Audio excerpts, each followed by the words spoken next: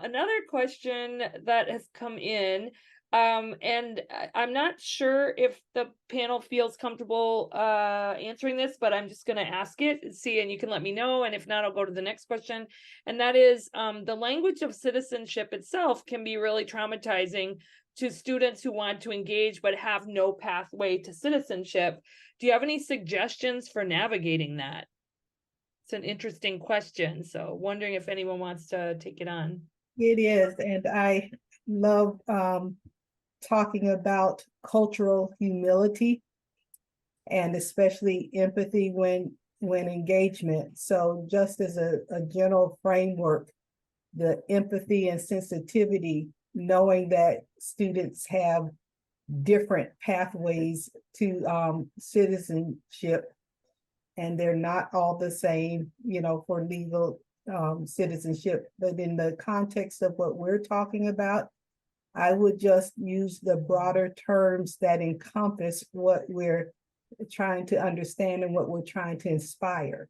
So things such as, the civic engagement and belonging. So instead of focusing on legal citizenship, we emphasize the importance of active participation, community involvement, and making positive contributions, because those are human things that people can do.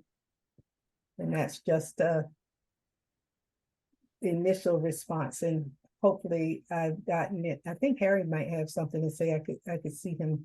No, I just want to second what you're saying, Tonya.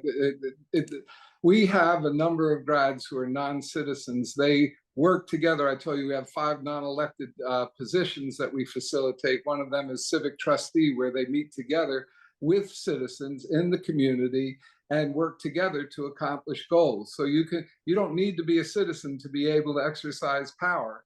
You just need to know the power beyond the ballot and be able to work together with citizens in your community to accomplish the goals that you share.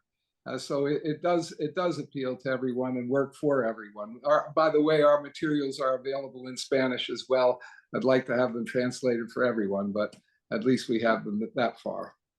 What I love about this, about the question, when we think about how we're being inclusive, right? So the question brings about an insight into inclusiveness, because there is a certain kind of legal ramification or definition embedded in the citizen. And Tonya started off so aptly: if you are an inhabitant of a particular town or city or area, then your citizenship is ensured through your inhabitants. And I know that I think of this, and I don't question my legality of this. So I appreciate the question and toward my own commitment of being inclusive, where I may not have thought about how to deliberately include someone in their articulation of how they engage. So I just want to just lift up and say thank you. And then just to augment what Harry is saying, it's designed around citizenship without legality embedded in the definition, but it helps us think about how we might call people to action. Right. And I just want to piggyback off of that, because I think Tonya hit it. And I think that both of you, when you went back and said, as a citizen or as a person, who is traumatized regarding, part of it is because they don't understand the law. As an immigrant, you don't understand something, then you're traumatized, or you're hurt because I can't get through the system to understand it. This process, because we have also at Rutgers, we have an immigration clinic. So it helps for students and law students that come around to study it and be together to understand, and this is the wrong word to use, but I use it, infiltrate the system. Understand how you get and you embed yourself in so you understand it. And again, then it's designed for you to make a change with it or for you to address it. And it's no longer putting you in a situation where you feel traumatized anymore, because you're going to address it for the next one, and you're going to address it for you and your family in a different way. Most of the time it is because you don't understand the law, you don't feel a sense of belonging, and you have to kind of, this information will help to build it out for you and help you to have a better understanding of what you could do to make that change. You know, I just want to add, if you got a second, that's so on point, Diane.